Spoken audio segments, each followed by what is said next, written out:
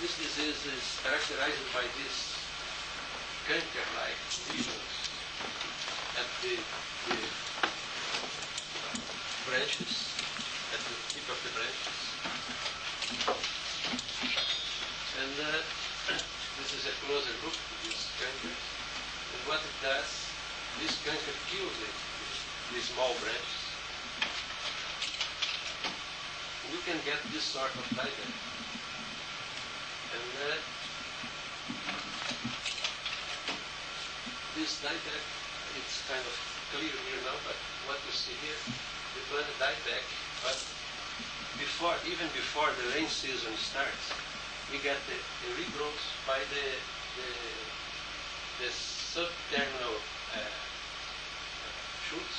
They grow, and the plant recovers. But this cycle repeats several times. And at the end, you have a tree which, according to Glenn, looks more like an apple tree than an eucalyptus tree. All those dry branches, which really cause a tremendous damage to the plant, and a great loss to the plantation as a whole. So this is a view of the disease, how it occurs. It is a disease of the bottom of the valley. As you go up the valley, the plants recover faster, and the disease is much milder when you look at the border of the valley. But down at the bottom, you look at a situation like this with Eucalyptus grandis copse harbor, which is extremely susceptible to this disease. But we do have a provenance which we got from South Africa, Eucalyptus grandis, which seemed to be a clone. It is even more susceptible than this one to this disease, to this dieback. But we have worked with this, and we adopted a very practical approach of trying to select tolerant provenance and species by growing them in those valleys. And what it was that in certain situations you have a species growing beside the other, and you get disease in one side of the road, and you have very little disease on the other side. This is what happens here. This is the side of the valley. You have the other side of the valley. We have the Eucalyptus grandis copse harbor, and this is Eucalyptus saligna. And it shows symptoms, but they are very mild. Later, we have a screen done with about 30 provenances in 18 species, belonging in 18 species, and we have some quite tolerant materials. And later, Ferreira in Viçosa also worked with this disease, and he found that Eucalyptus thoreliana, you are going to see a lot of Eucalyptus thoreliana to talk about Eucalyptus thoreliana very often here today, because on a pathologist's viewpoint, Eucalyptus thoreliana is more than a simple eucalyptus. It's something very special. And Eucalyptus thoreliana is also this way. It's completely tolerant to this disease.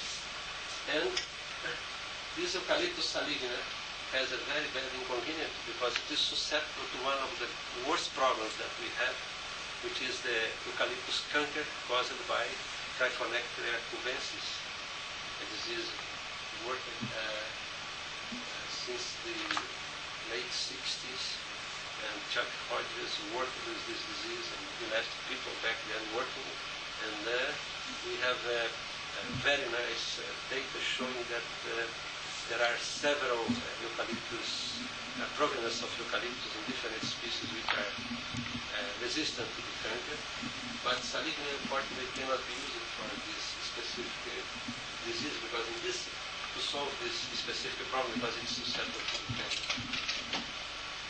Now, we jump to the Amazon now. We worked there in Ludwig's state for about a year and 7 months in as a consultant. We worked with a disease which became a major problem there, the bacterial wilt. Bacterial wilt is caused by Pseudomonas solanacearum. It's the same bacteria that causes wilt in several solanaceous hosts, including potato, tomato. And the bacterial wilt is a natural component of the microflora of the Amazonian, of the soil in the Amazonian jungle. When we remove the forest and plant the eucalyptus seedlings, in about 2 months, this is what we get, in about 17% of the plants. We have very good data on that. We have published it in Australian plant pathology. And showing that if you grow something else before eucalyptus, or even if you grow eucalyptus tolerant to the bacterial wilt, you have very low levels of the disease. This drops to something like 0.2% wilt, because the bacteria is very much rhizosphere inhabitant, and it depends a lot on vegetation with which it is compatible to survive and multiply saprophytically in the soil.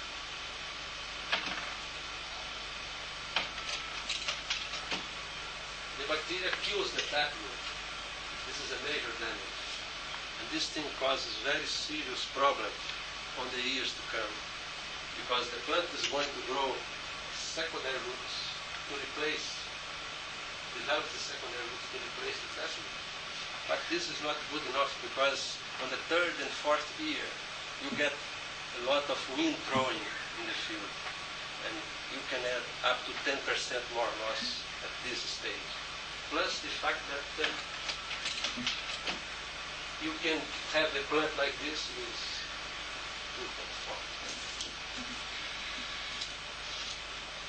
plant with mild symptom where you have just this sparse leaf blight on the top. But you have, in a plant like this, you have good infection in the stems, and sometimes you just have some of the lateral branches showing this sort of symptom. But when you look at the internal part of the stem, you see the xylem discoloration. This is very easy to see. And when those plants that escape the wilt but have the taproot killed, go to remain in the field, on the 3rd, 4th year, you get invasion by secondary fungi. But the bacteria remains alive here in the external living xylem. But you have all sorts of fungi here. You have also termites coming in. So it's a complex situation, and that for the plants that survive in the field after the first 3 months. Well, to diagnose this disease in the field, it's very simple. Just have some water. You just cut a piece of the stem and you stick it in the soil, saturated with water. In 3 minutes, you get this beautiful bacteria slime coming out. And if you leave it long enough, you may get something like this. Huh? Or if you look closer, you have a tremendous amount of slime, and the bacteria is easily isolated from this. Well, we ran tests in the field and greenhouse, and we found several provenance of eucalyptus in different species which are tolerant to the bacteria. They get infected, but they don't wilt. It's the case of some provenances of Eucalyptus teretiformis, and we have one provenance of Eucalyptus pelita, and Torrelliana again is one of the best. Very good for resistance to bacterial wilt. This is the last results that we got. These are all tolerant materials. We compare with this susceptible Citriodora, which has quite a high level of disease. Even 10 days after inoculation, it shows high level. We have Phamodylensis, we have all these materials which are promising as tolerant to the bacteria. Well, we have leaf blight, and this leaf blight can be very serious in the Amazon. it is a mild disease down in the south. The main organism that causes the leaf blight is Cylindrocladium scoparia. I suppose this fungus went to Brazil from Australia with the seeds, because we don't find it in any other species of Myrtaceae. We don't find these leaf spots caused by Cylindrocladium scoparium down there. But here you have the disease here, and it's not important here. Up to now, it has not been important, but it is reported. But in a plantation condition, it's a major problem. As you move toward the more tropical and warm areas. So, and another thing is that in Brazil, this disease comes associated with another fungal disease, another leaf spotting fungus, which is a mild pathogen called Courniella fragaria. Courniella fragaria usually enters as a secondary in the lesions by Cylindrocladium scoparium and increases the area blighted by scoparium. So this is a typical symptom that we get with Cylindrocladium scoparium. You get these spots and then the blight of the leaf. And this blight can be very serious. As you can see here, I'm looking from a fire tower there in the Amazon. This is some probably 5-8 hectares. This is brown area here. Probably it's not very clear, but this brown area here. We went to this area, and what you see is something like this: a tremendous defoliation of leaf blight, and you have quite a loss of leaf surface to the disease. And when you look at the regrowth that's coming out, it's already infected by the fungus. You already have the new leaves that are regrowing already infected by the fungus. So you have a continuous attack, which is something very, very bad for those conditions in the Amazon. So this is what happens when you have the tough fungus. You have a very severe blight. Here I don't know if you'll be able to see the difference, but yes, we can. See, when you see this annular rings, these are all, these small dots are all Picnidia of Courniella fragaria. So it's a different fungus. This is a Coelomyces, and this is a Hyphomyces. And the two together cause a tremendous loss in leaf area. Even down at the Rio Doce Valley, you have this combination. And after Courniella fragaria came in, the leaf spotting and leaf blight became worse in that area. Although you can inoculate Courniella fragaria and don't get any disease unless if you hurt the leaf surface. It depends on wound to penetrate and cause disease. So this is another detail showing you always have the Cylindrocladium leaf spot, and sometimes you have the blight by Cylindrocladium. But when you see these angular things, you can be sure that you have the Courniella fragaria. Cylindrocladium, we have two species of Cylindrocladium which causes problem in seedlings. The main one is Cylindrocladium clavatum, and the second, most important, is the same that caused the leaf blight. I left here a reprint of a paper of ours showing that we have very nice possibilities of resistance to tramping off in eucalyptus. Again, Torreliana is the best material for resistance to host fungi, scoparium, and it's practically immune to fungi at early young seedling stage. So this is the sort of damping that we can, and leaf blight in the seedlings that we can get.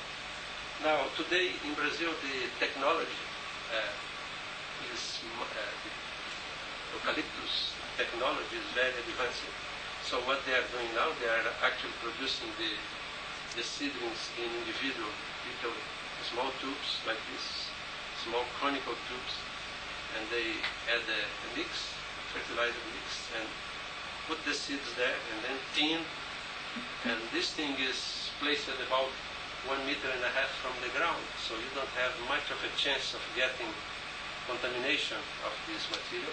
And they keep the nurseries very clean, take all the old leaves out all the time, and sometimes when needed they spray with some fungicide. So actually this problem has been quite well solved by this technology, but it's always good to know something about the plant itself, whether or not we have resistant material to the disease. It may be useful in the future.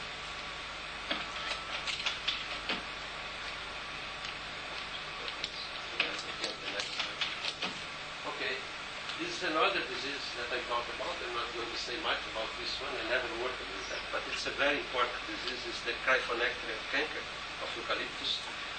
This disease affects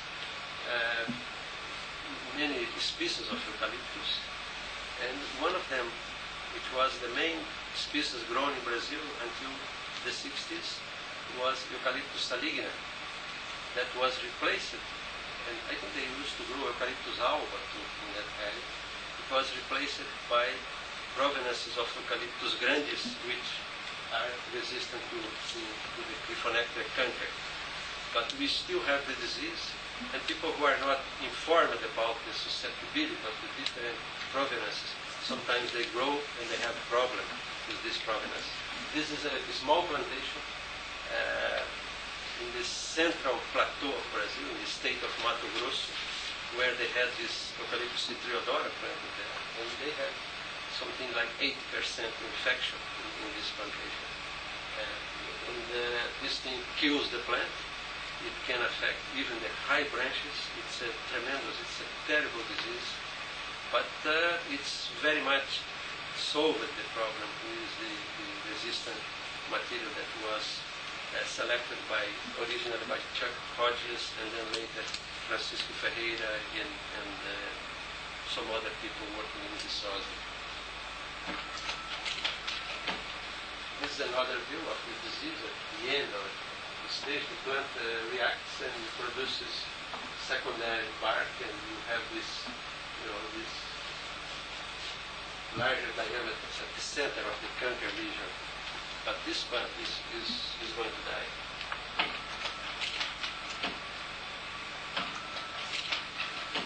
Okay, now we say something about the rest. The rest of eucalyptus is caused by the guava rust fungus.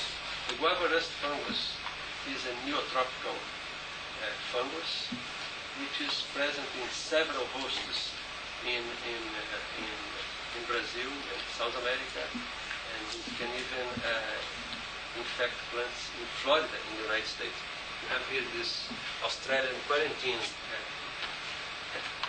publication here showing until where you can get the disease, the Coccina pseudo. Well, it infects about 14 genera within the Myrtaceae family. It's a very strange tropical, it's a tropical rust. It was originally described in Psidium. That's the reason for the name, Coccina pseudo. But today it is known in several genera, and some of them are exotic to our American neotropics.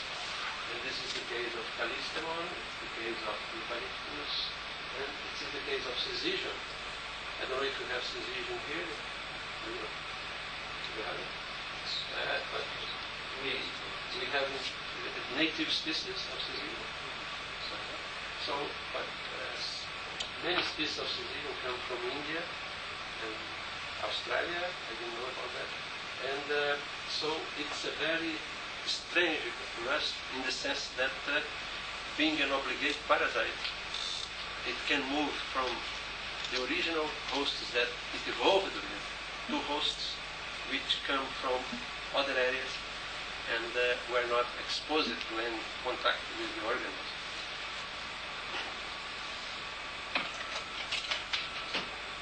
this is the preferable site of infection of the rust in guava. It's a terrible disease. You have to control it. You have to either use chemical control or you have to pack the fruits individually when they are very small to avoid the rust. It's the worst disease there is in guava, so you have to be very careful with this disease. And it infects the fruits, but it also can get the young shoots. These are the flower buttons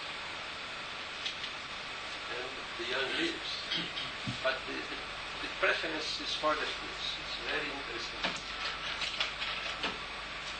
But in eucalyptus, it can cause tremendous damage. It only affects the young tissue, and it has the ability of infecting in repeated cycles, short cycles, because the time of incubation of this rust at 25 degrees is about 14 days. So every 14 days you have new Uredina being formed and new spores being released. And you get this sequence of infection. You have pustules all over the stem, and the leaves, they finally blight the young leaves, and you have this bushy aspect. And when the infection, when you have, there is condition for a long sequence of infection cycles, the plant is going to die. Or lose its ability to compete. And you have a situation like this. This plant is completely, you have a few green leaves which are already infected.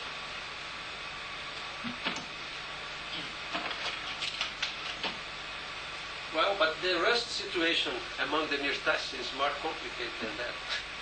Because we also have other rusts infecting other Myrtaceae.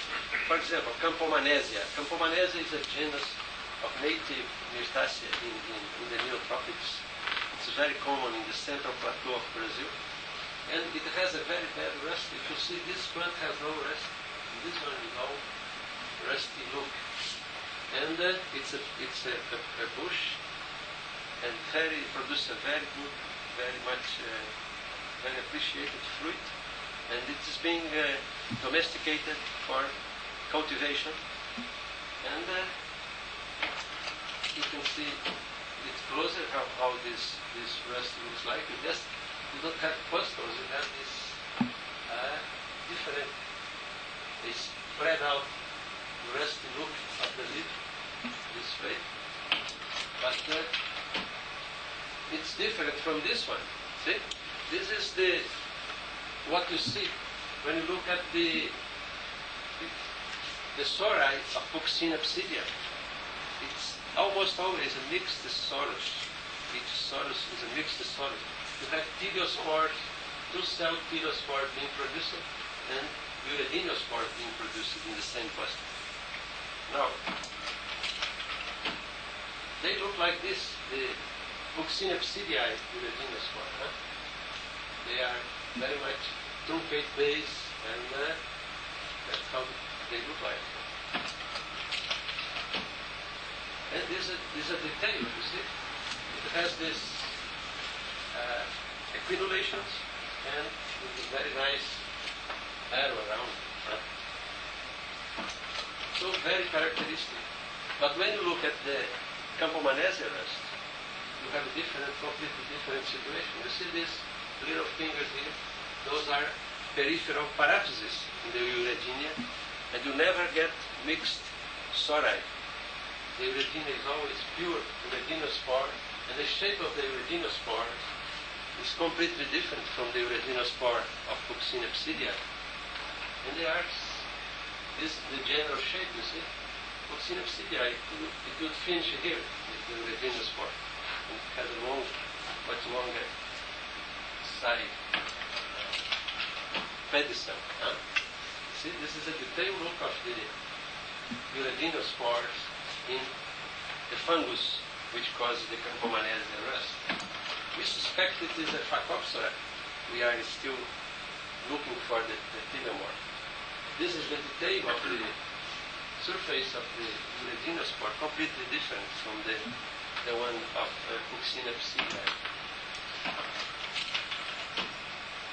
So we have two rusts, two completely different rusts in two different genera of Myrtaceae, in different genera of Myrtaceae. One which is up to now shown as a broad host range, which is Fuchsina psidi.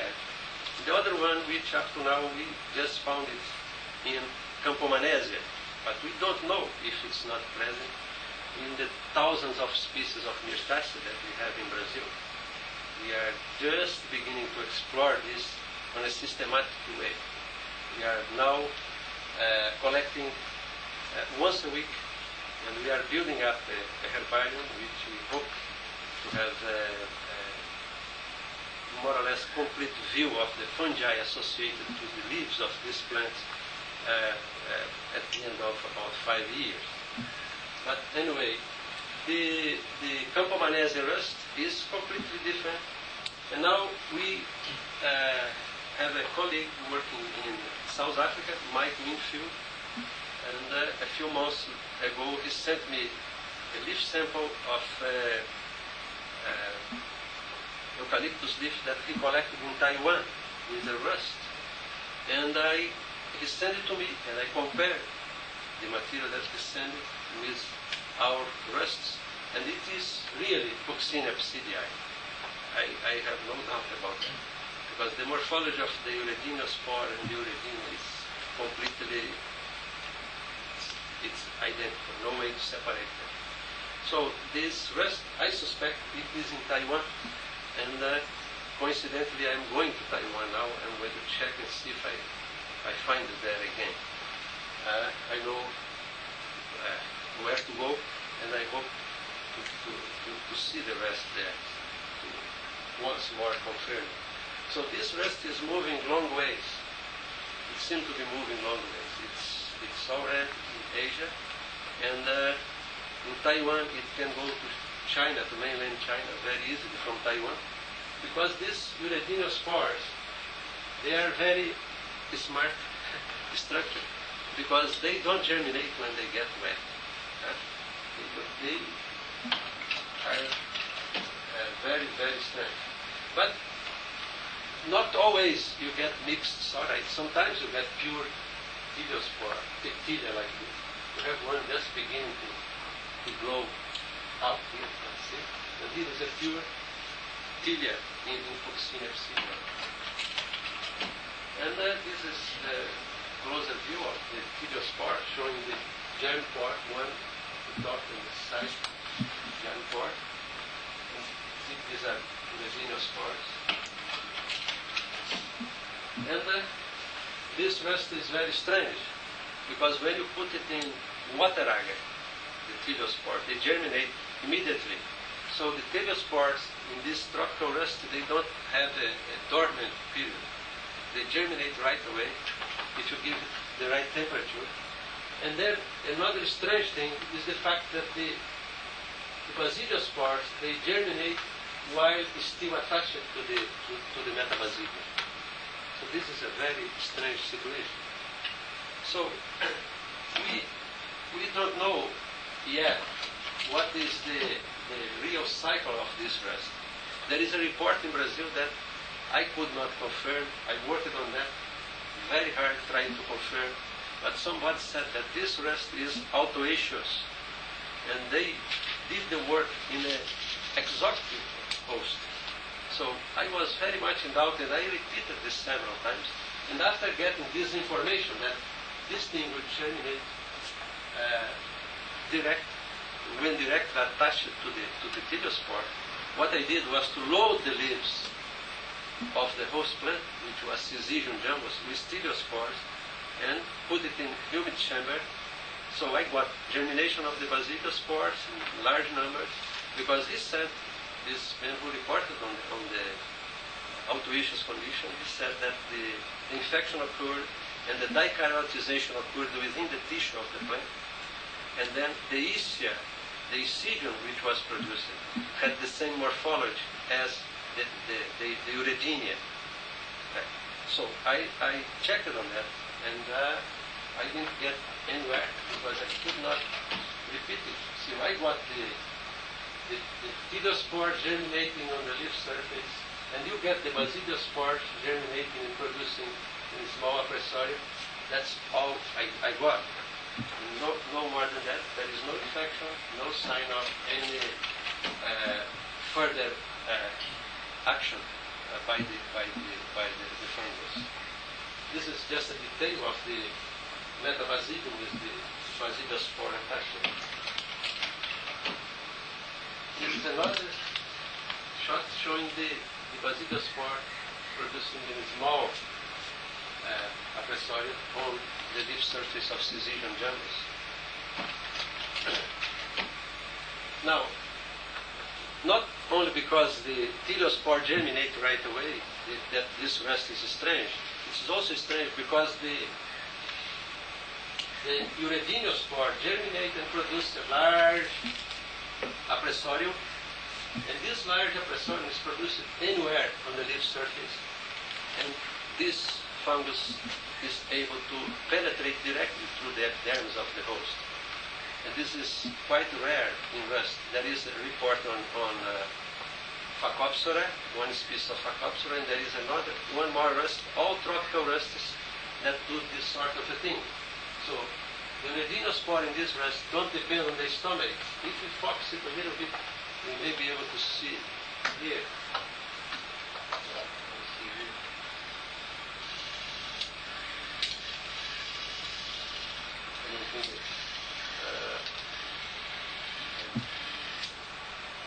Here is one stomach, and there is another one here. So it penetrated here. I blow up this, I look at this closer to this Uredinospore with the appressorium, and what you see is this. You see the Uredinospore, the appressorium, and you see the rupturing of the epidermis and direct penetration. I have some sections and pictures on the light microscope showing that you have a penetration completely independent from the stomach. This was known for a long time. Back in 1968, Hunt published on this on the direct penetration by Coccinia Psidia. This is not a new. Well, we look a little bit at the biology of the Uredinio stage of the rust. What we found was that the Uredinospore are affected by light and sure by temperature for sure. And what we have is, if we keep it in the dark, let's say at 12 degrees centigrade, in the dark, you may get something like 8.8% germination. If you increase the temperature, it goes up to 13%. Now, if you put light, you have lower temperature, even at lower germination, even if you increase the temperature to 22. And an interesting thing is that to have this sort of a data, I have to use mineral oil to suspend the Uredinospores in mineral oil. Because if I just suspend them in water, I just don't get germination. I have 0.25% germination, even at 22 degrees for 12 hours in the dark. So this is a very interesting point. So it is affected by dark and also by light, and also affected by also needs to be suspended in mineral oil. Mineral oil is a mixture of hydrocarbons. So it's a solvent. Now, if we have a concentration of 0.5 milligram per ml of Uredinospores, we can weigh that we can produce half a kilo of that. It's very abundant. And if we get half a milligram per ml, and if we inoculate the plants, and we count the number of sori produced per square centimeter of leaf area, we have this situation. If we use mineral oil, you get 355 SORI per square centimeter. If we have it suspended in water, we have this situation. See, we still have very good infection, because this is already too many. We already have too many redinospores here. But if we multiply that by how much? 20? 200? Yeah, 200. What do we have? We have 100 milligram per ml of redinospore. See, if we use mineral oil, we have a tremendous number of SORI. Now, if we put it in water, we just have very low number of SORI per square centimeter. What's happening here? We believe that the mineral oil dissolves some sort of an inhibitor that is present in the redinospore. That was our hypothesis. So what did we do next? We extracted the redinospores, and we used either mineral oil or we put a little bit of octanol, make a suspension, an emulsion, and we extracted with that. And then we, for 12 hours, in a rotator shaker, and then we centrifuge, remove the spore, and we run a bioassay for inhibition for germination by these extracts that we have. So we really got an inhibitor. And this inhibitor, when we extract with mineral oil, and we check this working with the same concentration of extract. And when we add to mineral oil the inhibitor, we get this sort of germination. But in pure mineral oil, we have this amount of germination, 27.8%. Now, the extract, when we have extraction with mineral oil plus octanol, we seem to extract even more of this stuff.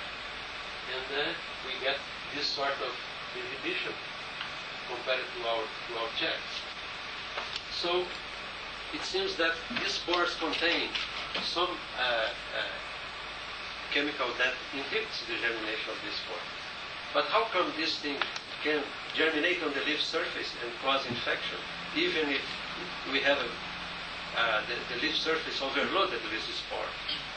So we try to look at this from based on previous observation that when you have a juvenile leaf, it shows a color. We use an scale, but I will remember. A juvenile leaf which has this color that in this scale is called moderate reddish brown.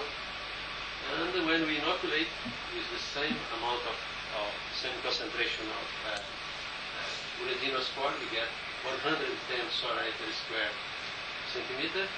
When it is intermediate between juvenile and mature and have this olivaceous green color, the infection level drops. And when it is mature, it's impossible to get infection. So we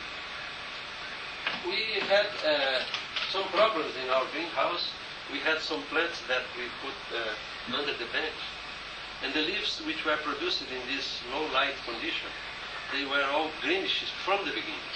We never had that beautiful purple color on the leaves.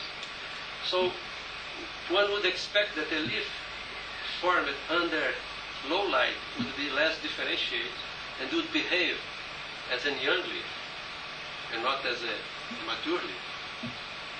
So we run an experiment in a growth chamber where we expose the plants to a certain amount of light, and then we have plants which were receiving 100% of this light, 29% and 7%. What happened was that the plant which received 100% had the color of the juvenile plant, confirming the preliminary observation that we did in the greenhouse with the plant underneath the bench. So here, if you have a lot of light, you have moderate reddish brown leaves, the young leaves. And when you cut the light to about 1/3, the color is of the intermediate leaf normally formed. And the green leaf is produced when you have very low light. And you see, these leaves, although they have the same age, they are physiologically different.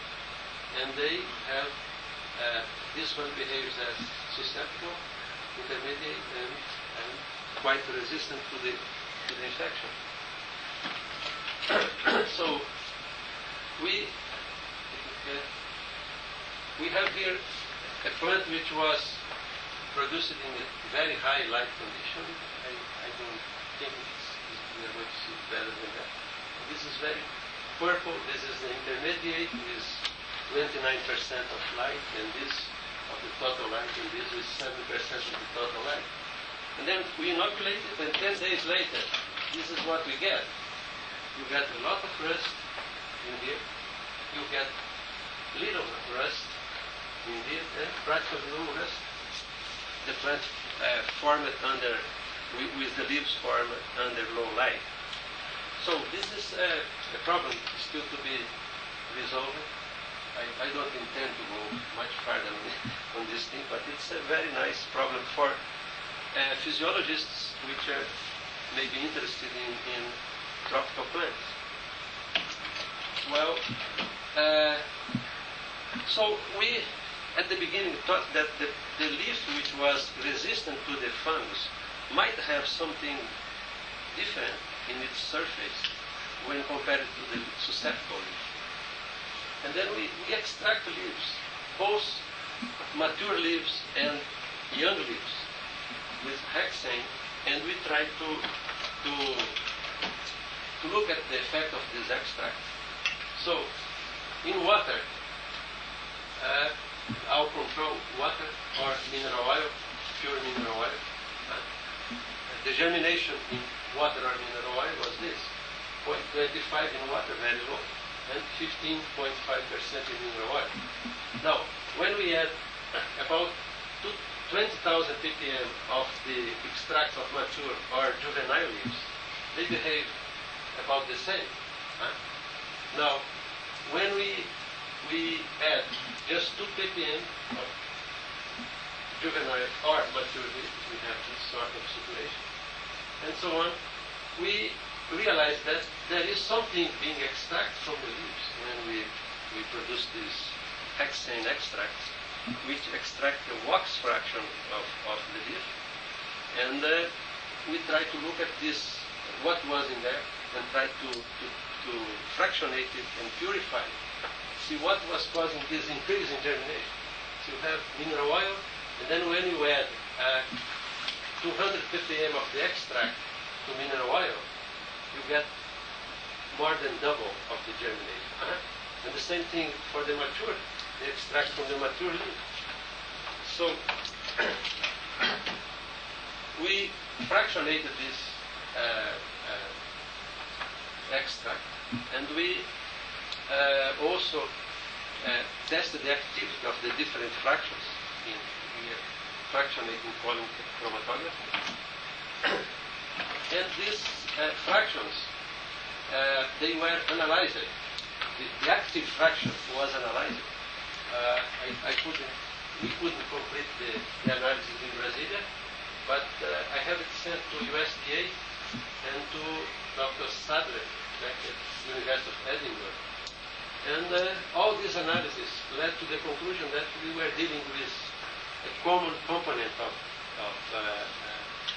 the leaves of several plants, which is a straight chain hydrocarbon with the molecular weight 436 and the former C31864, and the organic chemistry call it Hentria-contained. So this is the start we had on the leaf, and we further tested this extract, and we showed that the extract, the leaf contains the extract from the leaves, hexane extract contains about 10% of Hentria contained. This is, which means in this amount of extract, leaf extract, we have about 2,240 ppm of Hentria contained. So we show that the head contain the purified stuff is active, and it does even better than the extract, because the extract has other compounds in it which affect the germination of the Eurydienospore. So this concentration corresponds to this concentration. This amount of extract contains this amount of NTR contained, but the effect is different. But here it improves in relation to the control; it's about the same. But if you see the treatment with the crude extract, it affects the germination from 16%, 0.6 to 0.5%. Well, so this is the data that we have on the biology of this rust. Now we are going to work with Dr. Sims from the Department of Plant Pathology in UC Riverside in order to find out the composition of the autoinhibitor of this spore, which is present in the Eurydienospore of this rust. So we think Coccinia psidii is a very important rust, and we are going to continue working with it. And we hope that this work can contribute to the prevention of problems of eucalyptus diseases in Australia and in other countries. And we hope that we can come out with some more information on this disease and other information on the few years coming. And we hope to establish some cooperation with this traditional organization, the CSIRO, in order to be able to work more efficiently with this disease. I thank you very much.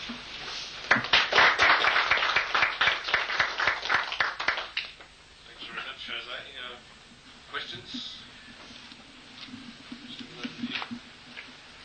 Is there evidence of infection of globulus in Brazil or in other South America? Not that I know of. We have very little globulus in Brazil, and I should not know.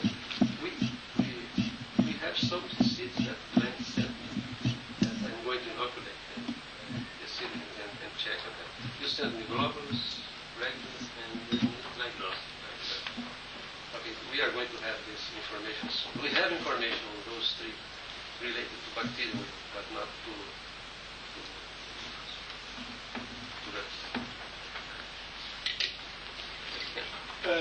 Some eucalypts vary quite a lot in the colour of the juvenile leaves. Have you found any differences similar to you had with the other host in susceptibility according to colour of eucalypts?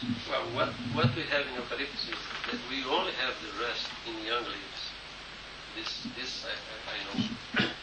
Now, once in a while, like in Eucalyptus cloesiana, we have a problem with Eucalyptus cloesiana in an area where they cut the trees, and then the regrowth, they leave the regrowth, so they get a new crop a few years later.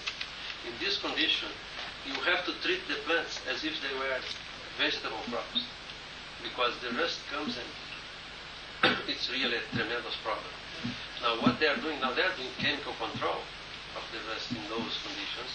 There is a man called Alfenas in Viçosa who is doing very nice work with this chemical control.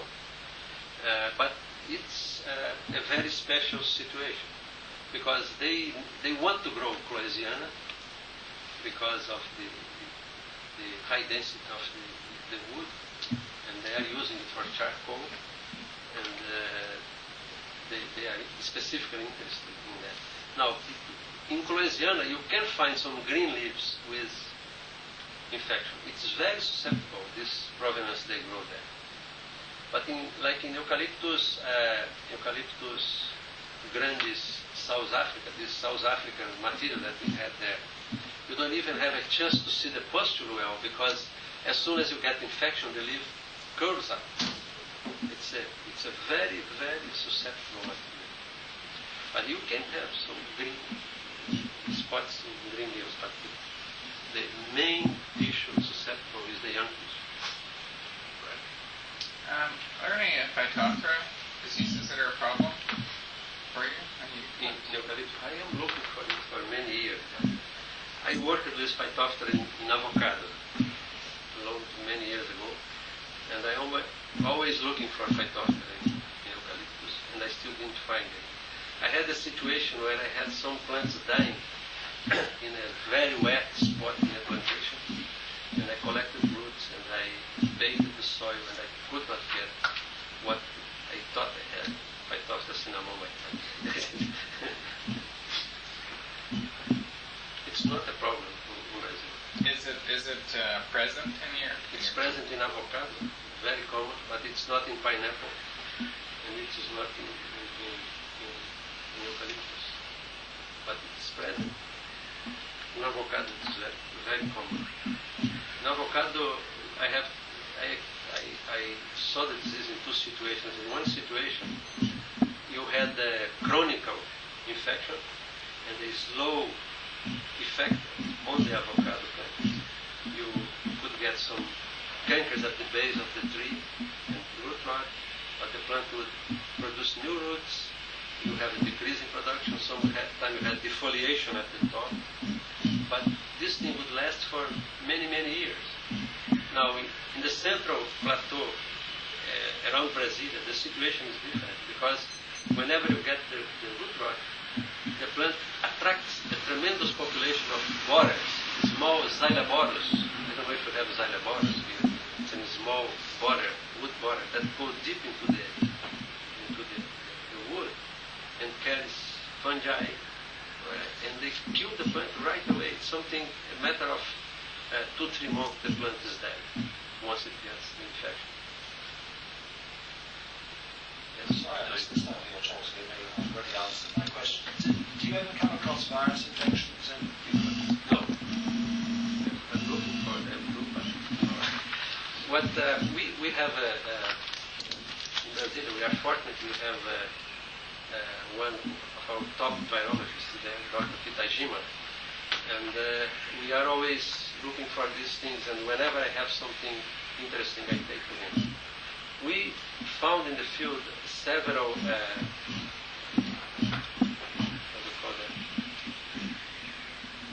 bushy broom. Witch's broom, yeah. And I collected and took to him several times, and he didn't find any mycoplasma or something like that that we expected to have in that situation. But virus infection, I never ran into anything that looks like virus. We probably have, but I didn't see it. With the Pseudomonas cerevisiae, did you do any strain targeted for water? Yes, it's a bioviral worm. Yes, all bioviral worm. But I have data that I'm taking out this meeting in Taiwan, showing that you can infect eucalyptus with biovar 2 and biovar 3 too from Brazil. So I think something good for people to do here is to get your isolates from other hosts and try to put them in eucalyptus. You may be surprised if you have temperatures around 30 degrees. These isolates may get the plant weak. We don't have biovar 1 in Australia, do we? Yeah, but you have 2, 3, and 4. 2, 3, and 4. Yeah. So I think it would be a good thing to see if the local isolates from other hosts, because I have them from several hosts, and they all go into eucalyptus. The essential thing is to have high temperature. You have to work at 28 to 30 degrees centigrade. So very, very equatorial condition. It is a serious disease, It is. You get lost, 2 months after transplant, you get something like 17% if you are planting in an area which was recently cleared for cultivation. Because the bacteria is in there on the root system of the native forest. And once you remove it, the bacteria is in there. And then you bring eucalyptus, susceptible material, you have high losses. showed a slide of very severe defoliation caused by Cylindrocladium. Yes. Were those trees dead? Did they recover? No, at all? they recover. No. That's a very serious attack. That's under the equator. You see. That's in the Jari project. I never saw something like that down in the central southeastern part where I worked before. But that is very localized in there. It is there. And they have another problem there which is very serious, which is Cortismus salmonicola, the rose disease, pink disease. Terrible. That is very bad. I don't have any pictures of that. Oh, that's real bad. Is that only in the Jari area? Jari area. It's in the Jari area. Is there a review or a monograph covering the sort of range of diseases that you're talking about today that would recommend to our side? Can answer that. It's being written at the moment, Glenn. Yeah, there's a book in preparation on eucalypt diseases, which will be authored by a range of Australian pathologists and also some international experts as well. And it's been a slightly unfortunate history to the project in that the person who initiated the project, Jeff Marks, died a couple of years ago. And later done some difficulties since then, but it's our ambition to try and finish this off within the next 6 months. At the turn of the century? No.